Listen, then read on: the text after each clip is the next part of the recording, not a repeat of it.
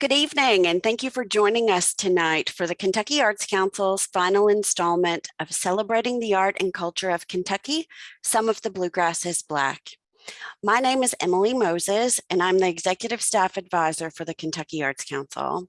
It's my pleasure to welcome you to the 6th episode of this series that celebrates Black and African American artists who live in and create art across the disciplines and in a vast array of forms relating to the lands we inhabit in the Commonwealth of Kentucky. This series is one of several initiatives supported through a grant from the Emily Hall Tremaine Foundation to enhance and increase the State Arts Agency's work toward racial and cultural equity in the arts sector in Kentucky. I want to note that throughout tonight's program, we invite you to use the chat to join our conversation and ask questions. You can also submit questions through the Q&A feature in Zoom. Additionally, if you are watching our live stream on Facebook, you can submit questions there that will be sent over to share with our panelists. Before I turn it over to our host for the evening, I want to say a special thank you to everyone who has been involved in our work to produce this series. This series is actually a result of an email I sent in December 2020 to Frank X. Walker. I'm grateful to Frank, who was our first guest in the series, for the suggestions and guidance he provided in our early discussions that gave shape to how the series might be developed. I want to also thank the artists who have shared generously and openly with our audiences throughout this series. Thank you for spending time with us. In addition to Mr. Walker, the other artists we've heard from are Mark Lynn Johnson, Martha Redbone, Hannah L. Drake, and Everett McCorvey and Alicia Helm McCorvey.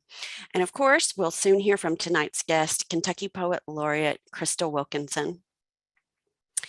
In addition to recognizing support from the Emily Hall Tremaine Foundation and Heather Pontonio with the foundation, I want to also thank the Kentucky Arts Council Executive Director Chris Cathers for his support of this work, and KAC's IT Manager Eric Shelton for his behind-the-scenes efforts to make the magic happen on our screens.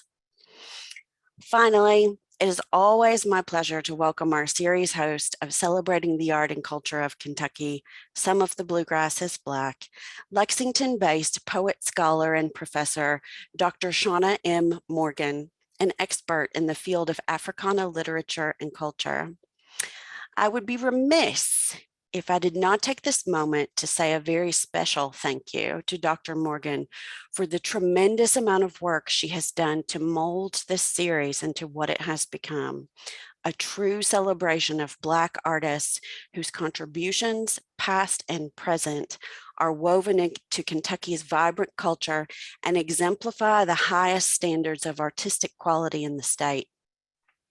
I'm thankful to have had this opportunity to work alongside Dr. Morgan and want to express my gratitude to her for sharing her time, talent, thoughtfulness, insight, honesty, experience, expertise, and dedication, and most of all, for sharing her kind, generous, and gracious spirit in hosting this series. So whether this is your first or last time attending Celebrating the Art of Culture and Culture of Kentucky, Some of the Bluegrass is Black, thank you for joining us tonight. And now it's my pleasure to turn it over to Dr. Shauna M. Morgan. Thank you so much, Emily. It has been just an absolute pleasure connecting with our communities and the artists who feed them over these past few months. Good evening, friends. Thank you for joining us for the 6th and final conversation in this year's series. As always, I am joining you from Lexington, which is located on the original homeland of diverse Native peoples such as the Shawnee, Cherokee, Chickasaw, and Osage, who arrived over 10,000 years ago. The most recent among them were the Shawnee. Today, Kentucky is still home to over 25,000 Native people representing scores of tribal communities. We must recognize the violence, including the deliberate and systematic destruction and ongoing colonialism endured by these Indigenous communities.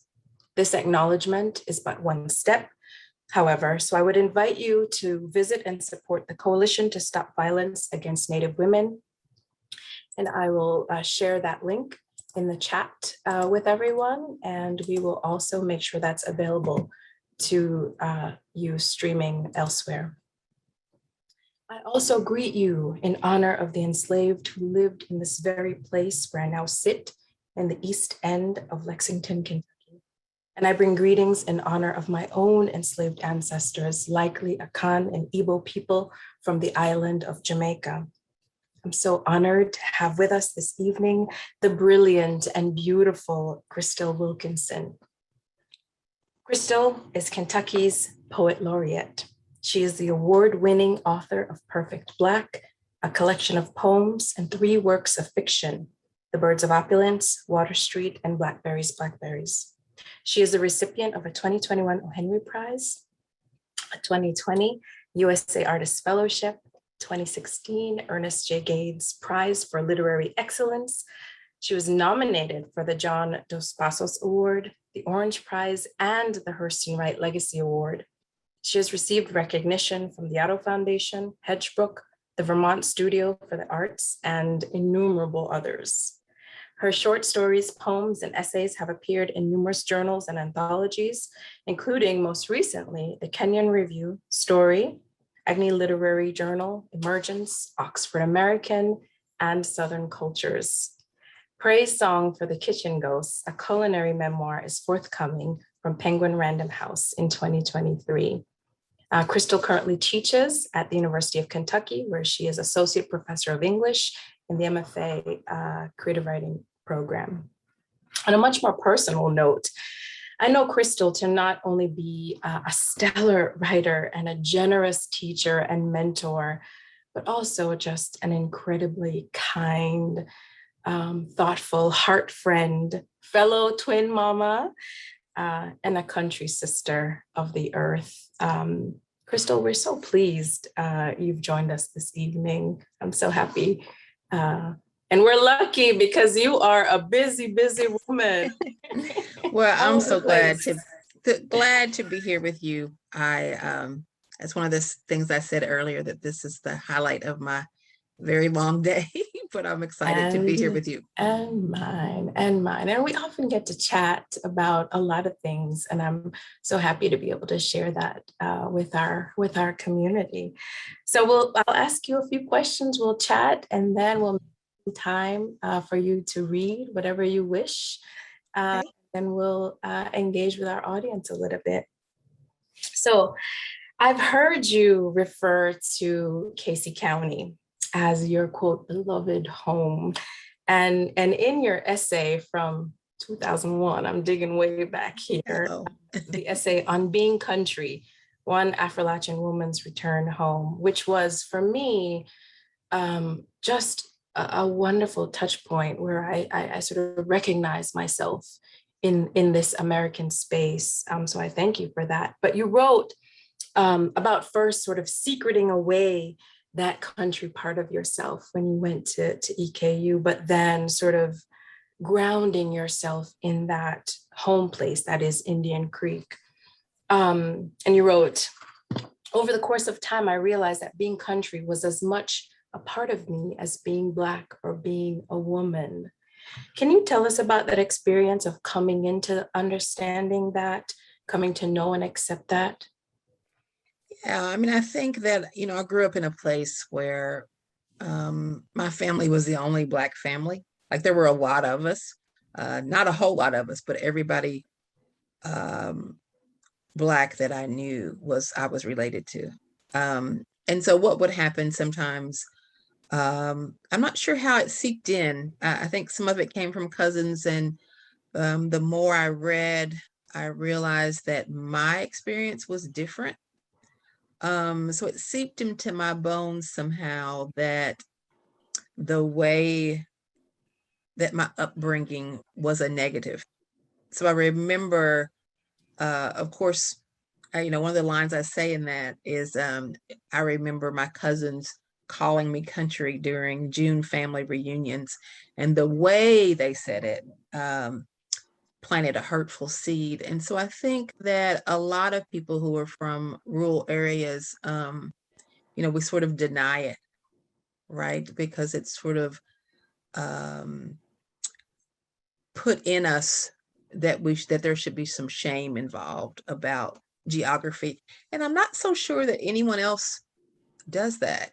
There's no other, when you think about geography, something about being from the rural space, at least when I was growing up, was seen as being negative, and being that your ways were backward, and that other people were so much more advanced than you were.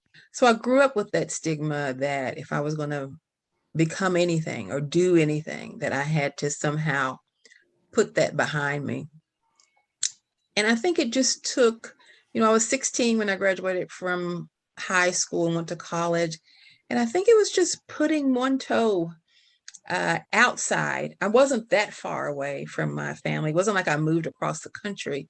I was probably an hour away, but I was in a town and not in a rural area.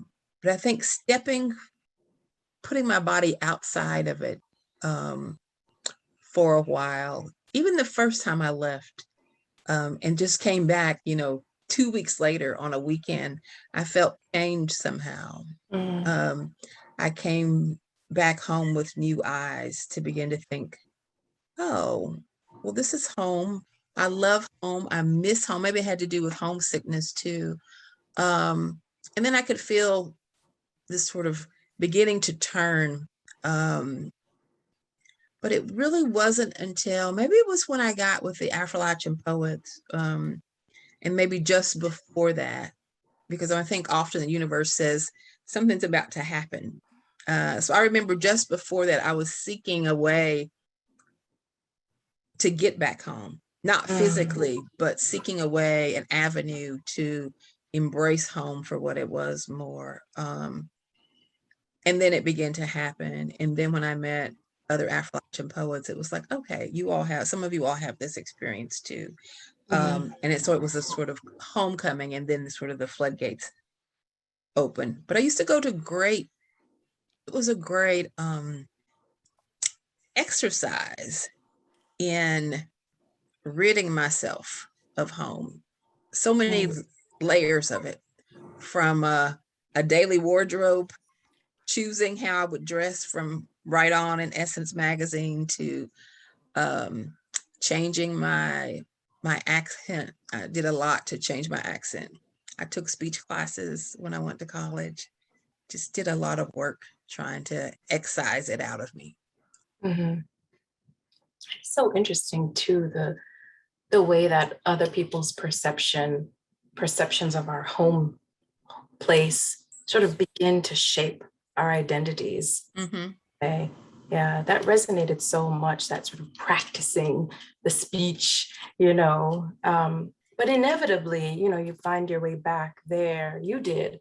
And I think sort of recognizing the space for what it is, all the beautiful and ugly things too, right? Because we know that rural spaces can also be spaces of violence for Black folk as well. Right. But Bell Hooks has this beautiful essay called Touching the Earth. And it was one of the things that really encouraged me to reach back to the natural world. And she wrote, living in modern society without a sense of history, it has been easy for folks to forget that Black people were first and foremost a people of the land. And that, quote, living close to nature, Black folks were able to cultivate a spirit of wonder and reverence for life. So you've lived outside of Indian Creek, outside of Casey County for your adult life. Can you tell us a bit about the experience of returning to that space now? Why do you go when you go? And what's that experience like for you, whether emotionally, viscerally, or intellectually? I find a lot of, there's a lot of nostalgia there. Even though when I write, I realize there's still a lot of nostalgia in my writing, but I try not to dwell in romanticism, and I try to be, I sort of re-examine myself. I'm always saying, is that true? Is that really true? On every level, intellectually, artistically, emotionally. But I think it's like, one of the lines in one of the poems is it's being a sort of a homing, like a homing pigeon, like a homing blackbird. Um, I would not be who I am without that land. And I think I think part of it's in the spirit and in the blood, because my family has been connected to that specific land. Even though it's very sad that it's not in our family now, but for generations, like 5 or 6 generations, to have been, my grandparents, when they were married, the land was gifted to them from my grandmother's father. And then it just sort of goes back for several generations. And if it's not that particular patch of land, it's land that's adjacent. So there's something, I think, in the blood with that, and in the spirit of that. And even with the fact that there were not many Black people, even the fact of sort of being surrounded by racism doesn't deter me from claiming that space as mine, because it's ours as much as it was and is anyone else's. Yeah, and your books take us to those beautiful places. Those closing passages of The Awakening, from Blackberries have never left me. And I often think of, Autumn Marie, when I encounter a creek and feel like taking off my clothes and jumping in it, or laying in it rather. It calls to mind another thing Bell Hooks said. She said, when the earth is sacred to us, our bodies can also be sacred to us, right?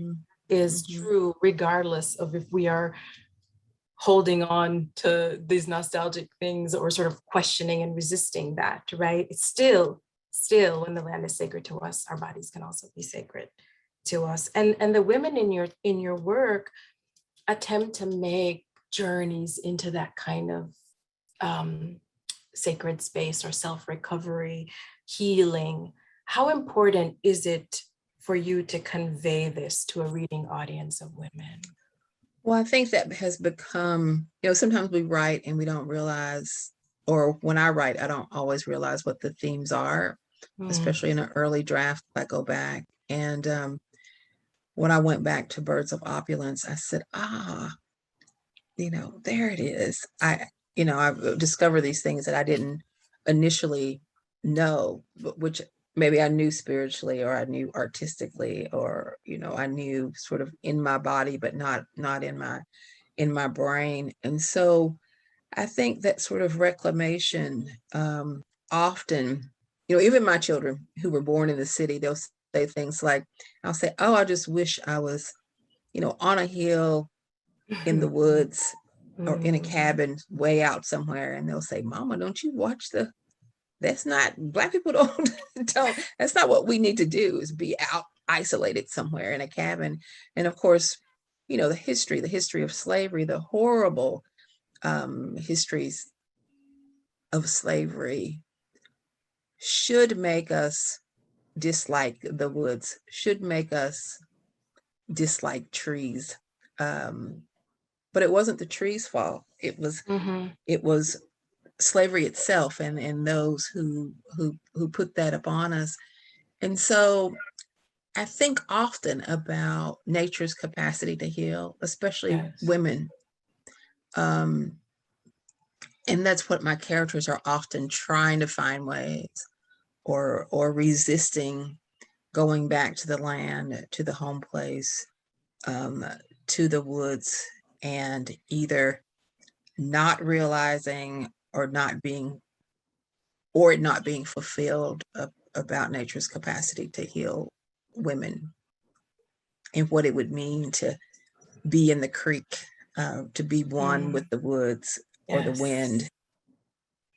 Yes, and it's it's so striking to me now to sort of consider that, right, in our contemporary moment, when in fact, non-rural spaces, right, when it's the urban spaces and the suburban spaces are places where we're seeing just unfettered racist violence being Mm-hmm.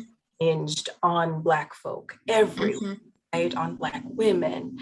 And, I think we're in a moment where this call to return to the sacred space of the natural world that our ancestors cultivated and lived and were part of. Mm-hmm. And it's Just in the DNA. yes, It's in the DNA. yes. And you know, to practice that, just the other day, I was just feeling all kinds of tightness in my body. And as you know, the pandemic and the fact that it's the end of the semester, I just feel like this all the time. And I happened to be scrolling through my phone, and I pulled up where when I went on a writing retreat in 2019. It was the beach. And it was just, when I got there, I was like, look where I'm at. And it was just the beach, and you could hear the ocean. And just looking at that on my phone, I was like, oh.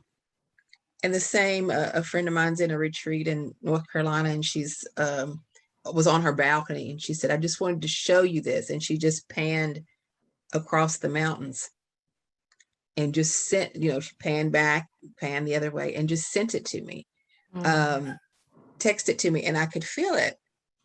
I was like, okay. So even just the hope, or remembering, again, DNA, my body remembering what it feels like to be in those natural spaces, freed something up in me. Absolutely. And it's such a beautiful, wonderful, moving, spiritual connection. I mean, the salt water, the ocean, there is not one natural space in this hemisphere, on this planet, right, that we are not connected to, and particularly in the US American context, right? Every inch of this space. Yeah. Wonderful. So, we meet these characters of yours in the stories and the poems. We meet so many people, and then we see them again in some instances, right? But from a different vantage point in works. I mean, how surprised I was to, go to Birds of Opulence and see some folk that I met in Water Street, right? I mean, just wonderful. And it reminded me, the Black British writer Carol Phillips talks about sort of relinquishing his characters to the world once the book is out. But your relationship with your characters seems different. You don't abandon them. Are there folks that stay with you and demand that their story be told? Are there ones that you don't want to quite let go yet? It's inching me towards the kitchen ghost, but I'll just pause for a minute and let you answer that. Yeah, I mean, I think they don't sometimes I want to let go and move on to the next thing. I mean, that's exactly what happened with the Birds of Opulence. I had sort of renamed Mona and Yolanda, and I was like, okay, this is whatever their names were, Carol and whatever. And it kept circling back, and they kept saying, no, it's us again. And I finally gave into that. And when I did give into it, it sort of opened up a whole new world. But those particular characters in Opulence, it's so interesting that people think that those characters sort of butt up against my real life. I talk about this all the time.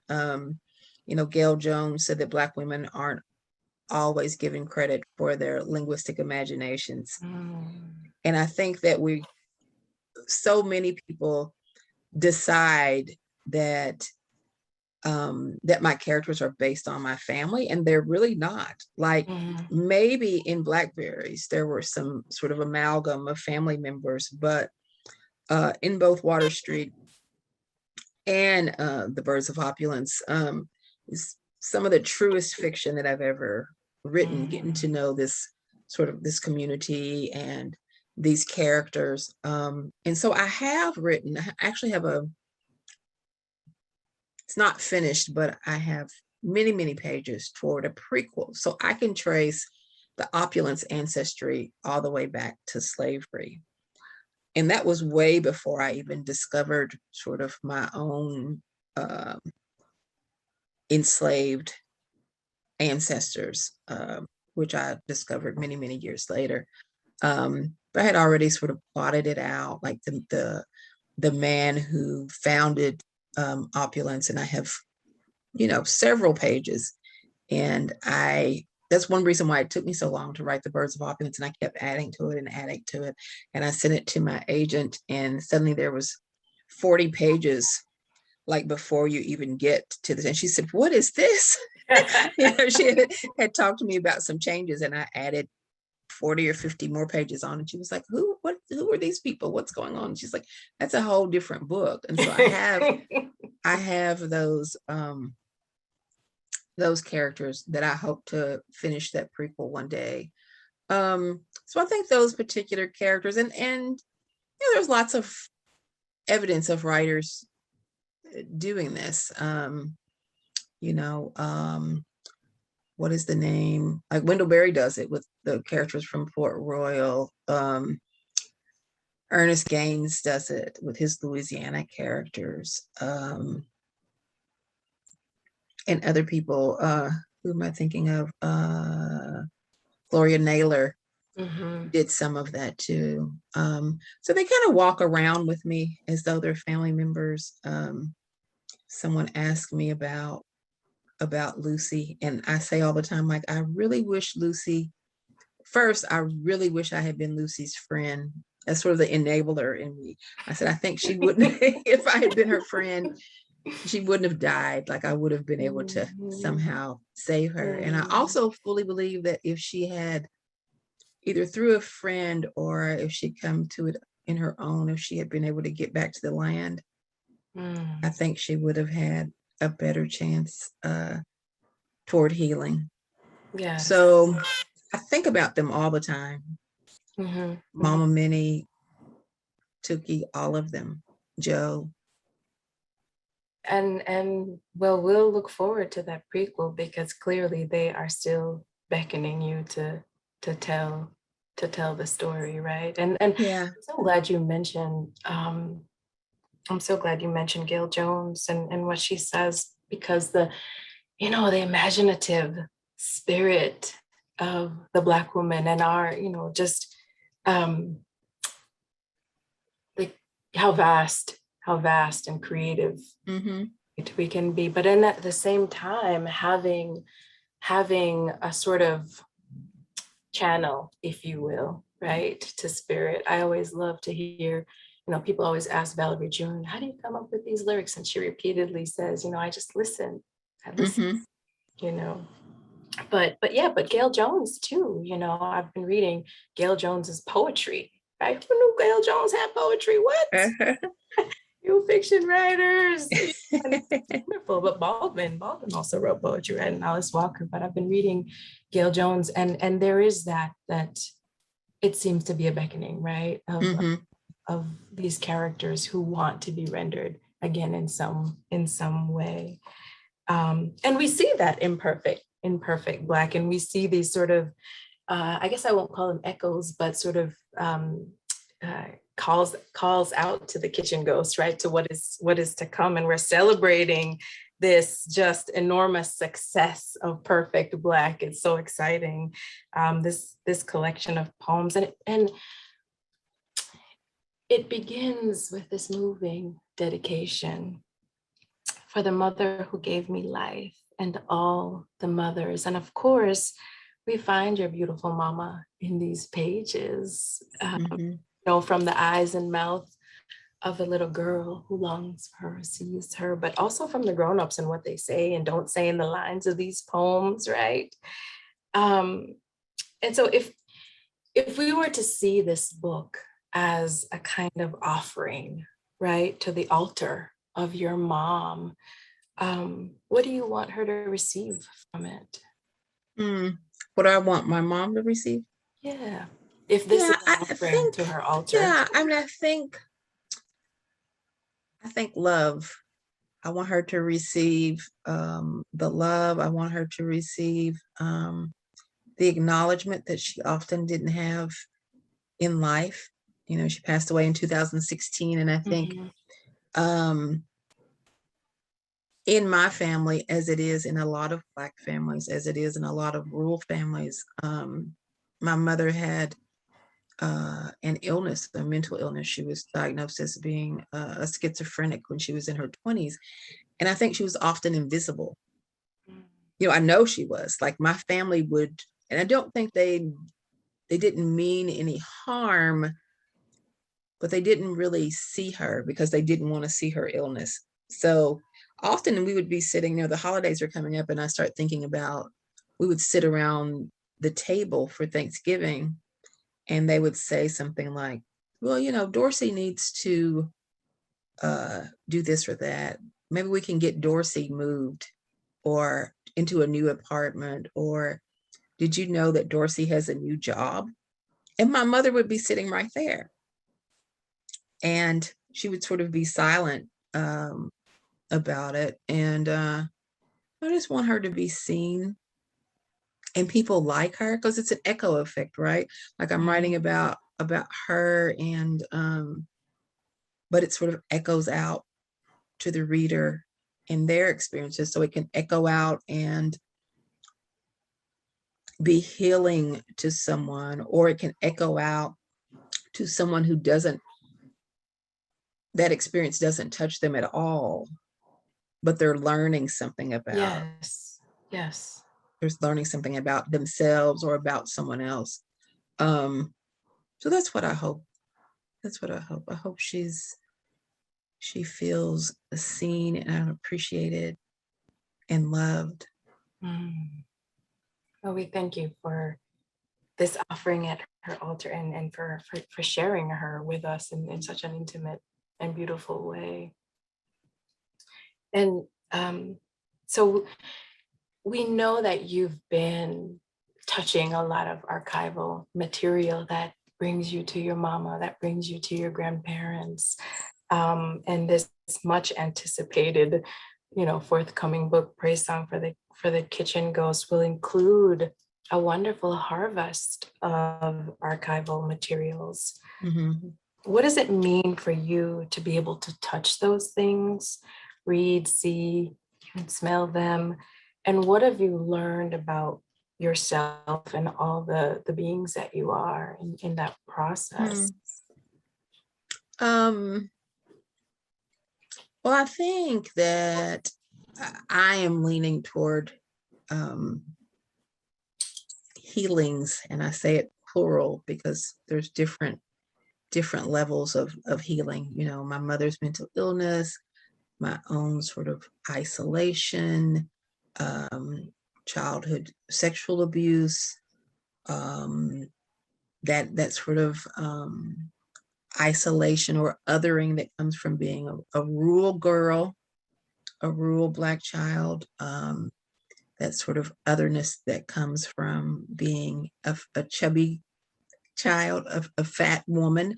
And so I think that as I'm touching this archival material and going back, I think for me, it works both ways. I'm both reaching across the divide back to my ancestry and sort of seeing or imagining what those kitchen ghosts were like, because I'm following the passage. The men are there, and I talk about them too, but I'm sort of following the passage through the mothers. And then, of course, I have to think about going back and moving forward, like me as a mother, as a grandmother, and what's to come in the other direction. So there's a lot of sort of wonderful, complicated, and complex pushing and pulling,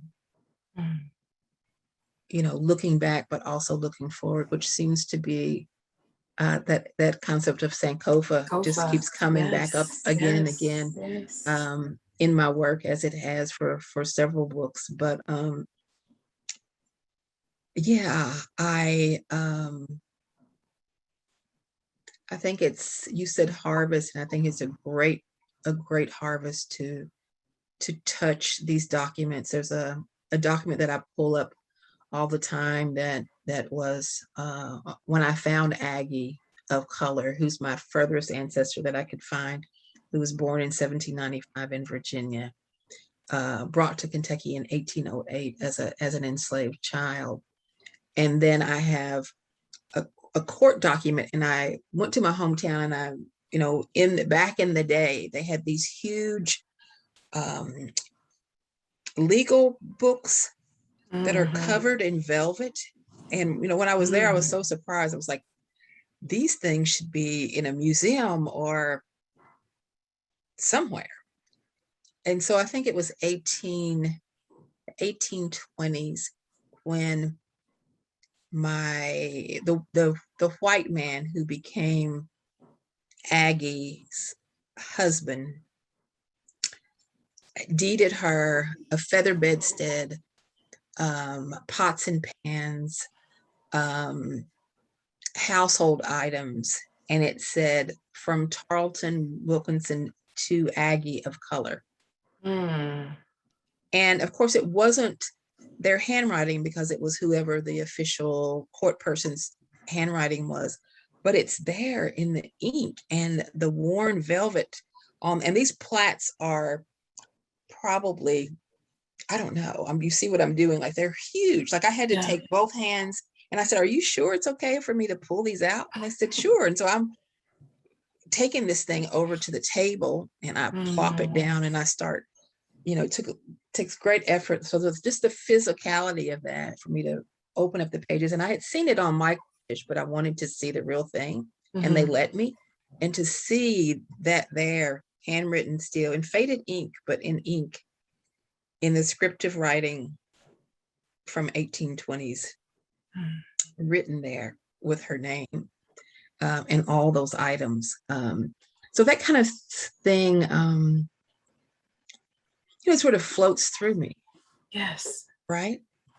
Seeing my grandmother's handwriting on, I think I moved it out. I don't have show and tell in here today, but I have like a recipe box that I have in the kitchen, and there are handwritten recipes that my grandmother wrote years ago. Some of them are from the 70s. Yeah. That kind of thing floats through me. So I'm writing about it. I am of it and in it. And I've never really experienced, because usually I write just strictly from memory and imagination, just the combination of those things, and curiosity. So memory, imagination, and then being curious about something. But to have sort of this archival material on top of it is a whole different experience. Yeah, absolutely. And that the way it, you feel it, but we who also pine for some touch like that, right? It also feel it. It's a gift to us too. I mean, I know you're social media savvy. We've seen clips of, little pictures of some of those recipes, but, to be in a space where you are touching something that was in Aggie's space, right? To her living, breathing self, it's powerful. It reminds me of that Lucille Clifton poem, Africa, home, oh home, the soul of your variety, all of my bones remember, and it's that remembering that all of my bones is not just the speaker's bones, but it's all of ours, right? All of those who came before and all of those to come. And there's something that we can touch together. And when you write that, when you create that and offer that art to us, that's what it does, it's a gift. So I have a bunch more questions, but I'm watching the time. So I want to invite you to read something, some things, anything of your choosing. And I know our audience is also just on the edge of their seats waiting for that. Okay, I had tasked myself to read things that I don't normally read, but I think that I will go back to reading some of the, since you talked about my mama, I'll read some of the mama poems. So the first one I will read is Black Rapunzel, and the poem kind of tells the story, but my grandfather always said that my mother was the prettiest one on the place. She was the one that had really long hair. So that's why it's called Black Rapunzel. And Rapunzel means it's a sort of a weed. So it's also talking about that sort of growth too. Black Rapunzel. And I'll stop myself one more time and say that in the middle of this is my mother's voice, and she's telling a story. So that's when the switch occurs. My mother's girlhood drifts beneath the bloody wound of shock treatments. Her memory, a dull knife in some country woman's kitchen. One time when I was real little, all women from down home begin their stories this way. Daddy had this old horse out in the barn, and he told us not to ride it while him and Mama were at the store. They rode that horse all day, and then when it was my turn, that horse fell over, dead. They all blamed me, and I was the one who got the beating. My grandfather told me once that Mama was the prettiest one on the place, said she had great long hair, as if schizophrenia had erased her beauty. I was 7, a daughter already plagued by the shame of her mother's sickness. In the calyx of my imagination, Mama became our Black Rapunzel, letting down her hair, some black and shiny miracle sent to save us all. Asking about my mother. In the small kitchen, a hog's head weaves the gamey scent of death throughout the house. My grandmother scrapes black hair from the hog's pink head with the sharp blade of her butcher knife. I ask her about my mother. I always ask her about my mother.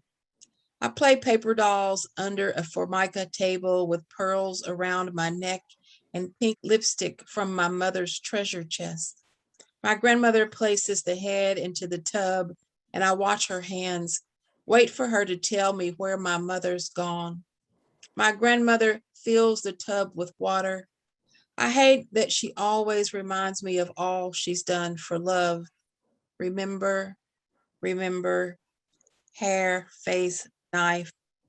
She lifts the heavy tub and situates the hog upon the stove, covering all the burners, and turns on all the eyes.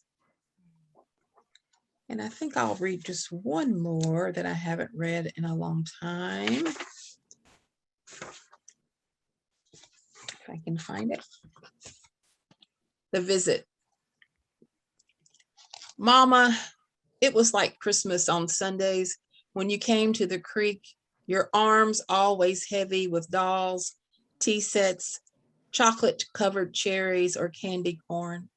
Your eyes searching my face for a daughter's smile, scanning me with a mother's familiarity to find the inches I'd grown. You seemed a foreigner to me, some sweet dignitary returning from holiday, all dressed to the nines. But you were my mama, hair slicked back, a long, tight skirt that skimmed the narrow in your hips, and always a lipstick-stained cigarette. In my best red dress and my black patent leathers, my hair pressed and curled, I received you with belly-round hugs, dressed like Sunday school. I breathed in your perfume, traded my Mary Janes for your high-heeled pumps, painted my lips with your ruby red and tangerine. We played house under the stare of Granny's eye, kissed on the lips, held hands like we thought mothers and daughters should, but neither of us knew for sure. These were the days of our beginnings when mothering and daughtering was bright and brand new. And when you left, I love you so good, you would say. Your hugs were tight, so tight, they took my breath away.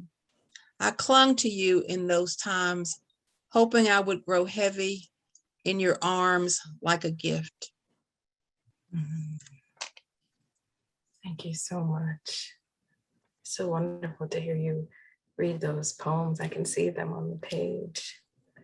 I'm wondering, before we have a few minutes before we invite our audience to offer some questions, and I'm wondering how working in poetry, I've heard you say recently that at one point you thought this would be your one and only poetry book. And I'm wondering how working in this genre, if it does bring you closer to your people, your Mm, parents, your mama. yeah, I mean, I think the way I said the other day, so many of this book tour, I've talked about how frightened I was to write poems. And when I was talking to Disha for y'all last night, I was trying to sort of get underneath that. And I think that what it does that quickens my heart is that it puts less distance. There are less words, something about the distilling everything down to the essence. Mhm.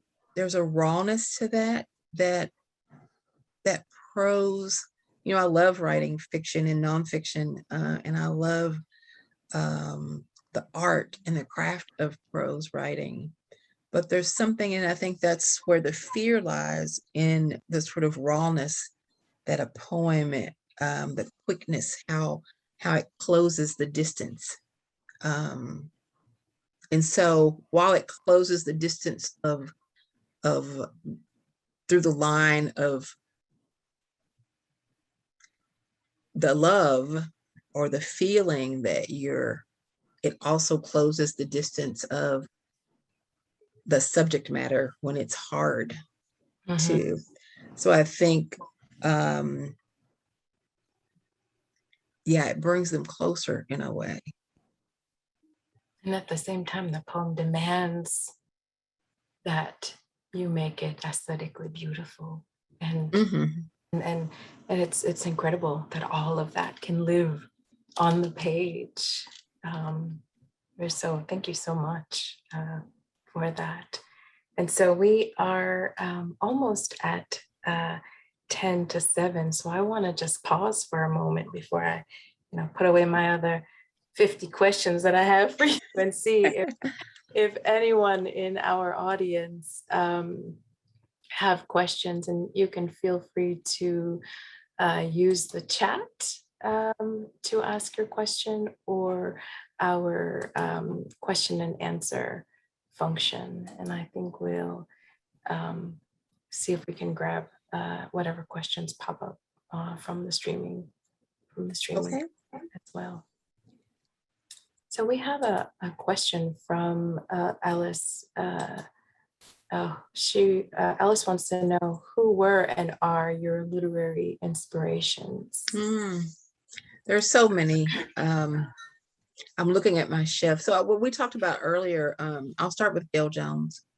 Gail Jones was the first Black Kentucky writer, maybe the only Black Kentucky writer where I could look and see myself. Like, I immediately recognized Kentucky in her writing, and I was like, oh, she's from Kentucky. And I recognized the places that she was writing to and about and for. So I think that she would be probably first on my list. The Grand TM, Toni Morrison, of course. And so many. I think the boldness of Ntozake Shange. I remember the first time that I read, and just the form and the subject matter. And I was like, oh, you can write this way, and you can write about these things. It's a really long list. So many. Who else? Miss Clifton, of course, Lucille Clifton. some of my contemporaries, I think that reading Nikki Finney's poems also gave me permission to sort of redefine what a poem is. Mhm. Yes, yes. And just going back to that point you made about what Gail Jones said, right? That the Black woman artist just has this the license to imagine and to move against and break against these constricting molds, right? Mm-hmm. Of what other folks say art should be, should look like, should sound like. Yeah. Yeah. Yeah. Alice Walker, it's a really long list. Zora Neale Hurston. Mm-hmm. And even someone like what is her name? Cooper. What is her name? Alice Walker discovered her work much later. California Cooper. Yeah, J. California Cooper. Mm-hmm. Yeah. I think that she was a big influence when I was writing stories, and the way that she will take a voice or take almost a vignette and make it that was long before I knew what flash fiction was. So, so many women, Black women teachers, lots of other people too, but.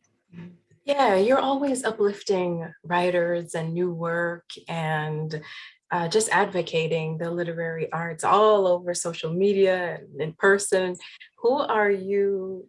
What books are you currently reading? And I say books because I know how we do, just, Yeah, I'm things at sort of once. surrounded by them right now. But somebody that I've got my eye on is Destiny Birdsong.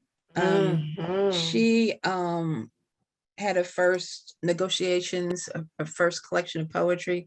And she has, I just blurbed her novel, which is, I have the galley setting here, called, well, I don't even want to hold it up because the galley doesn't really do it justice, because she has this new beautiful cover, but it's Nobody's Magic. And I've never read a novel about Black albinos. So it's a triptych, and so there's 3 women at the center of it, 3 different stories, and they're all in Shreveport, Louisiana. Wow. And so the writing is beautiful. The stories are stories that we haven't heard yet. And so I'm really, really excited for her work. Wonderful. And I'm horrible with names, but the woman who wrote My Monticello, Jocelyn, she's 50, and she just had her first collection of short stories that include a novella published. There's so many. I love stories like that. We have a question here. Emily wants to know if you think of yourself as a mental health advocate in relation to your work or otherwise. Yes. I mean, not in a clinical way, of course, but I think that one of the things that pleased me when Kentucky Humanities chose Birds of Opulence is that people have told me that they've been in the corners of libraries and in basements and on Zoom talking about mental health in their families in ways that they have never done it. Like, I've gotten so many emails from people or direct messages on social media that say, we're talking about this, which is a first step. We're talking about, my cousin's mental health because the conversations, me and my mom are reading your book together, and we're talking about my grandmother's mental health, and we'd never talked about it before. So certainly, yes. Wonderful, wonderful. We have another question about genre, which you've talked a little bit about genre and working in fiction.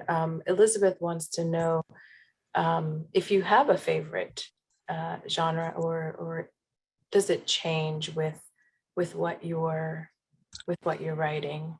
And you can elaborate on that a little bit.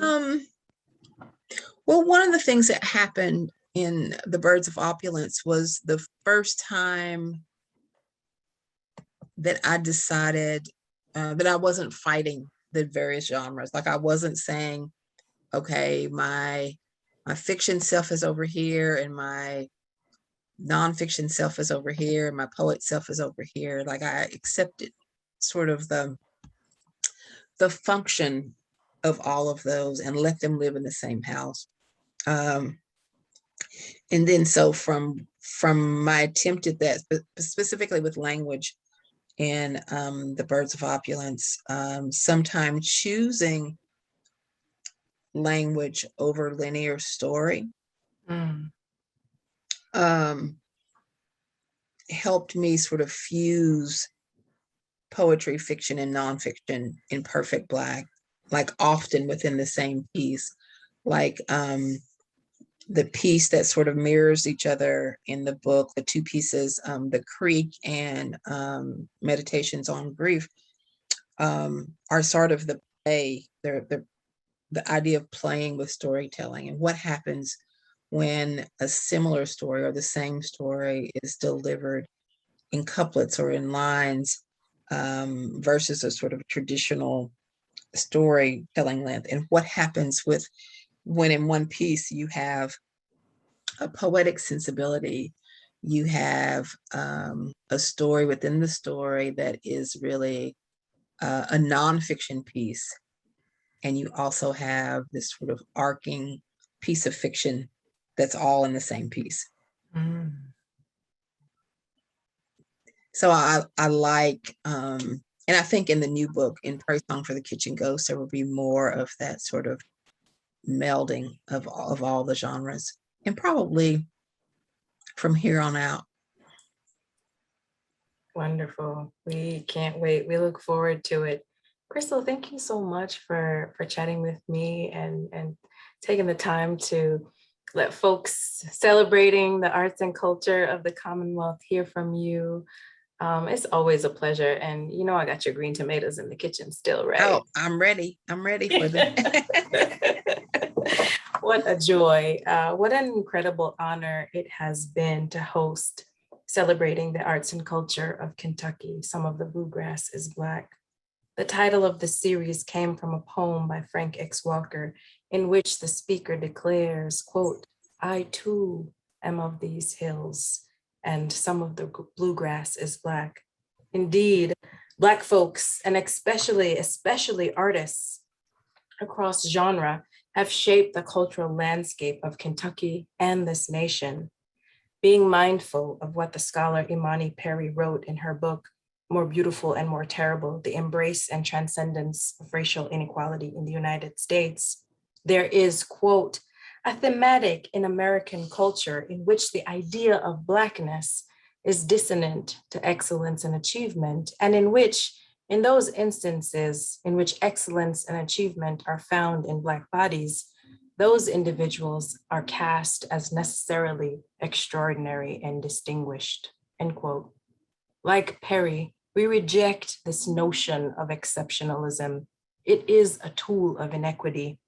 Our highlighting Black artists across the Commonwealth is an invitation for you to seek out those uncountable creatives, old and young, the drum voices in your community who have been offering their gifts or who, with access, could add to and continue in the long tradition of Black artists marking this beautiful landscape. Thank you all for having spent this time over these past few months with us. Thank you to all the guests, and thank you, Chrissy, for being with me here tonight with all of us. Have a good evening, folks. Thank you.